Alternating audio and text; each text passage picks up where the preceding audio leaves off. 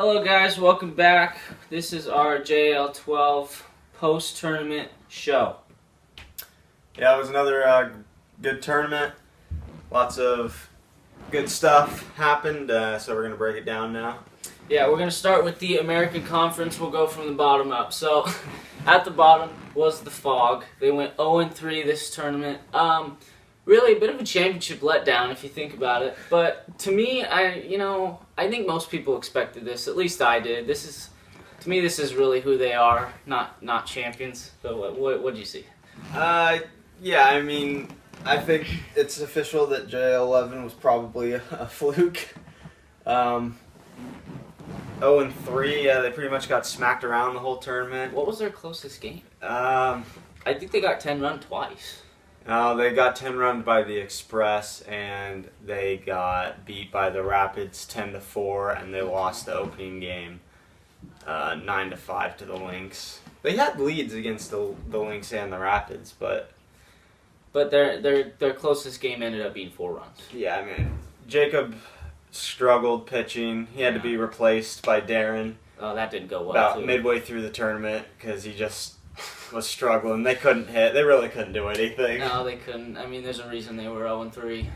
It was bad. It was ugly. Yeah. Sorry, Fog. So next we had the Bambinos come in third.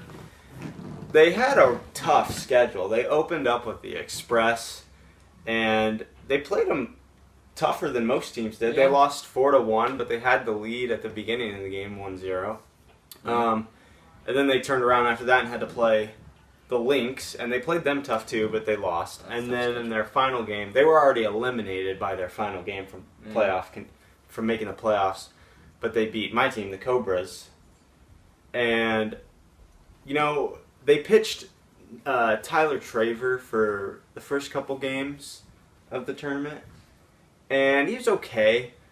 But then they pitched Nate in the game against us, and Nate throws hard, and he did well. I think next time they should start Nate for the whole tournament. Probably. He looked pretty good as a pitcher. I think this team has a lot of upside. I do too. They're actually pretty surprising. They hit it okay. They actually hit it pretty well. They did. So I had them in last place going into the tournament, and they definitely weren't as bad as the Fog. So I think with experience now, they'll be a team to watch out for in the next tournament. I agree. All right, let's move on. Now, in second place was the Lynx at 2-1. They lost to the Underdogs, but that was a game. They were already in the playoffs, so they pitched Nussbaum, and he didn't do too well at pitcher. They were just resting Jordan for the playoff game. Right. But did they dominate the other two games? They beat the Fog in the opening game, and then they beat who did they beat in the other game? I don't know. I don't remember. I don't remember either. I don't remember either, but they were already in. They looked pretty good. No, it was the Bambinos. We just talked about it. Oh, yeah. They beat the Bambinos 7-4. Right. But they looked pretty good. I mean, Jordan was pitching. It probably wasn't his best tournament pitching, but he still pitched well, and he was hitting well as well. And Steven doing what he always does in the field. And so I thought they looked pretty good. And then there was the Express, of course. They dominated the regular season, went 3-0. They beat the Bison in their second game of the tournament in one inning. They 10-runned them in the first inning, and it was over.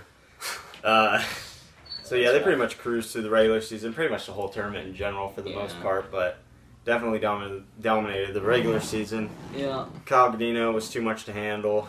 So, I mean, there wasn't much to talk about them, really. Not really. I mean, I was a little surprised how well Tate hit. I thought he would hit well, but I didn't think that he would hit that well. I think he hit like 5 home runs or something. Yeah, he batted well. They did start slow against the Bambinos. It took them a couple innings to get into a rhythm, but then once they did that... It took Kyle a little bit to get his accuracy. Because he was obviously throwing hard, but when it was 40 feet, I don't know if that's what he was practicing at, but it took him a little bit to get his accuracy. That might have been why they actually scored 1 run. But once he got that, it was like 1 hit.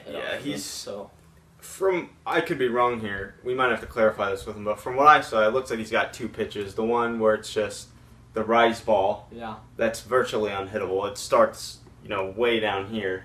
Yeah. Below the strike zone, and then at the last second comes up and hits like midway. It's tough. And then he's got the fastball that he can hit the corners with because he's so accurate. He's really good. He definitely lived up to the hype. Yeah, he did. And Brad actually, I didn't see a ton of him later in the tournament, but I saw the first game, and I think he hit 2 home runs in the first game. So he didn't play in the field either, but he was doing his job, at least from what I saw at the plate. I think Tate was their best hitter, though. Yeah, I do too.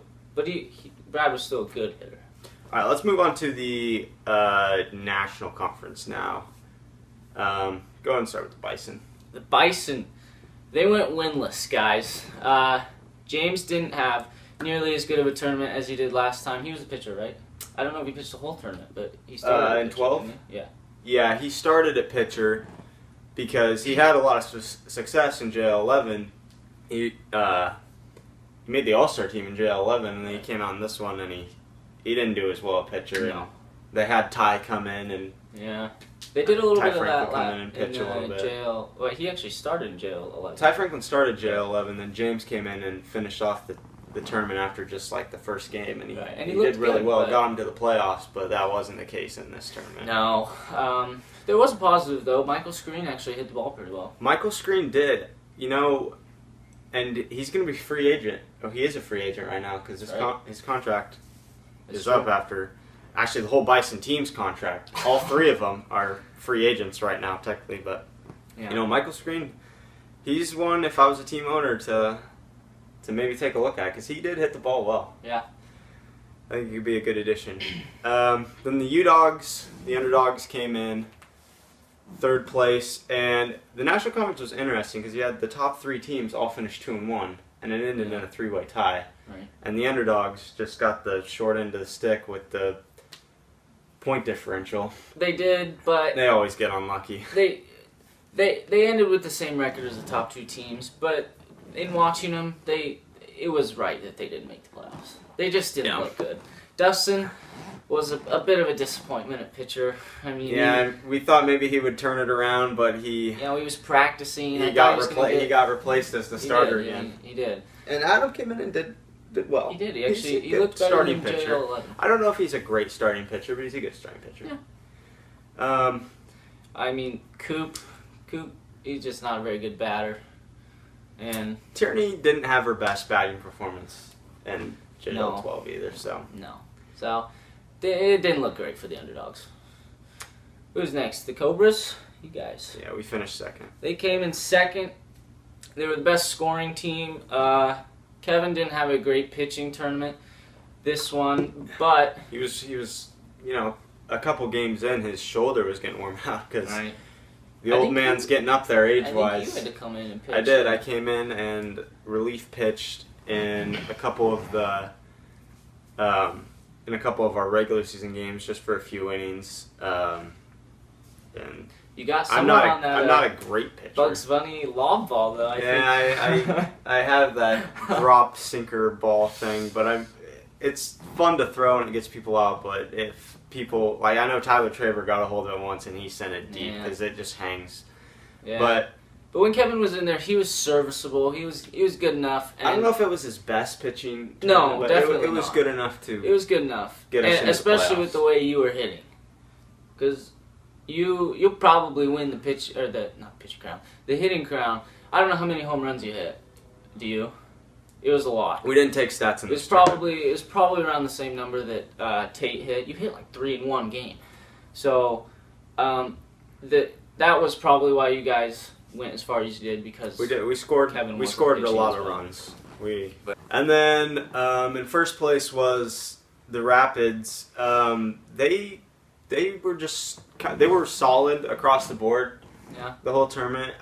It kind of seemed like they just quietly finished in first. I mean, it was like the regular season got over and the Rapids were in first. They didn't really jump out at you.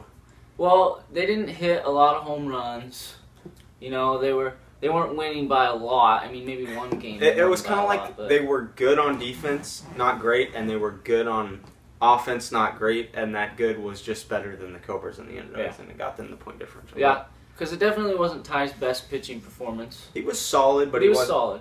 Yeah. And Nick hit well, but I think they were smart about their hitting. They just took walks. Yeah. And so they were able to score enough runs to win. So they looked pretty good. They took first. And then we'll go to the playoffs here, and the playoffs were probably the best part of the tournament. The conference finals games. They were good games. They were really good games. The first was the American Conference Finals, and the Lynx had the Express on the ropes. They had them 3-1. I thought they were going to win. In the fourth inning, the Lynx were ahead. Jordan was making contact against Kyle. He was. He hit a triple with 2 or 3. I don't remember, but he hit a triple and it brought in a couple runs, and they were up 3-0. I think at one point. And then Tate Klein came through with that 2-run homer to tie it up in the fourth inning. Big hit. And then eventually, Jordan did something very uncharacteristic, which was walk 3 or 4 guys in a row. The game ended with a walk-off walk. Very uncharacteristic. Usually he throws strikes almost all the time, but it was very surprising. But they had him. I thought they were going to win. Thought they were going to take Kyle down, but it was a good game. It was a fun one to watch. Lynx, I wouldn't have been surprised. They always find a way to go deep. I know they do. They're a good team. And then our game was good too. Yeah. It didn't start good. No, we were down 8-0 in the second inning, and then what happened there? Tell me how that started. Well, because I was bouncing back and forth. Dad was getting hit. Was he walking Kevin people? was getting hit. He was walking. He just wasn't pitching well. They had 8 runs in the second inning, and they had that lead till the fourth inning. The fourth inning, it was 8-0 still, and then we in the top of the fourth got it. We cut the lead to 8-4. You hit a couple home runs, if I remember right. Yeah, Dad. Kevin made a few hits too. So we got on the board. We cut the lead in half, and then top of the fifth, they extended the lead back out to 10-4. And then the bottom of the fourth, they did that. And then the top of the fifth, we had a huge inning, and came all the way back, got over the top, took the lead 11-10. Oh my gosh! And then in the bottom of the fifth, they had a runner on third with 2 outs, and Ty hit a grounder. Yes, but I remember watching we stopped it right before the line, and that was the game. So those were both really good games. Yeah, that was a fun one to watch. I thought it was over. 8-0, usually don't come back from that, but that might be the best comeback. And I'm not just saying that because it was my team, but it might be the best comeback in league history. All right, and then unfortunately for me, because I'm on the Cobras, the Winner Chicken Dinner Cup was very not exciting. Not exciting at all. The Express won 10-0. We hung around for a little bit. The score was played all 5 innings. Yeah, the score was 3-0 in like the third, so we were within striking distance. Yeah. But then then they blew it all the way open to 10-0, and from that point it was just unrecoverable. Yeah. And Kyle was he threw a no-hitter. Yeah, he did. Did he? Yeah, he did. He walked some people, so it wasn't a perfect game. Hopefully someone throws a perfect game someday, because that would be really cool. He could do it, maybe. Yeah, it'd be hard. But anyway, the championship game was the Express cruised. They cruised. So now I got a few questions for you here, Brock. Right. Who was the most disappointing team of the tournament? Oh, that's easy. It was the underdogs. Over the Fog. Yeah, I'll tell you why. The Fog, I knew when they won, I thought they were fluke, and I think I was right. I think they might not have been that bad, but I think that this is who they are going forward. So I'm going to say the underdogs. You know what, I'm going to say one thing? I wouldn't be shocked if the Fog go after Michael's Green. I could see that. I'm just throwing that out there. All right, next question. Who was the surprise team of the tournament? You know what? Your picks, your pre-tournament picks were pretty close. They were. If you guys, now that I think back to them, they were close. If the Rapids would have just been able to hold on to an 8-0 lead, I would have had both teams in the championship. All right, but who's your surprise team? My surprise team, I think I really wasn't that surprised watching him, but I think because of my picks, I'm going to say you guys. Because I think I had you guys in third. Yeah, right? you didn't pick us to make I the had him playoffs. in third. And because I had the underdogs in second. You know, I don't think I'll ever do that again because it's the underdogs. But I had you guys in third. I just wasn't sure, especially with your hitting in the previous tournament. It was subpar. So, but you came out and had a good hitting tournament. So I'm going to say Cobras. All right, now who's your disappointment player of the tournament and who was your surprise player? Jeez. My disappointment player is probably going to be Dustin. You know, we came in confident. That interview he had, he looked confident. His pitching looked okay, and then he came out and he just... I was convinced he was going to... I was too. That's why I had him in the semifinals. But he came out and he just couldn't throw a strike. And I don't... Both of his career tournaments, he's played 2 tournaments in his career, and he's taken home the most disappointment award in both tournaments. Yeah. I mean, it's... All right, who's your surprise player? My surprise player, I'm going to go with Michael Screen. That's a good pick. Because it is a good pick. Because JAL XI, I don't think he did anything. He really hasn't done that much in his career in general. No, because he doesn't pitch, so he plays the field. He plays the field, and he's JAL just kind of been an okay hitter, but I think he's an above-average hitter. I was watching him before the tournament, actually. He was hitting some home runs, too. And then he came out in the tournament. He hit well. He played in the field, you know, average, because there weren't a lot of hits. But I'm going to say Michael, because in the last tournament, he didn't hit as well. All right, now what was the best play of the tournament? Oh, it's probably semifinals, Lynx, Express. The Express were down, 2, 3? 2. And Tate Klein steps up to the plate, hits a home run, ties the game. That had to be the biggest play because they were. I thought they were going down. I really did. So that sealed the deal, and then obviously what happened in the championship game is evident. All right. That's it for our recap show. We just want to say, lastly, that the JAL XII awards, so the MVP, the fielding, batting, and pitching crown, and the All-Star team will be announced throughout this week. We'll probably stagger them, but we will announce the MVP award tomorrow. Yes. And you're in charge of all the awards for this tournament. Okay. You know who they all are? I do, yeah. And Brock is also in charge of the new top 20 players list. You'll see that probably pretty soon, too. We'll be coming out with that soon. So well, we'll see you next time.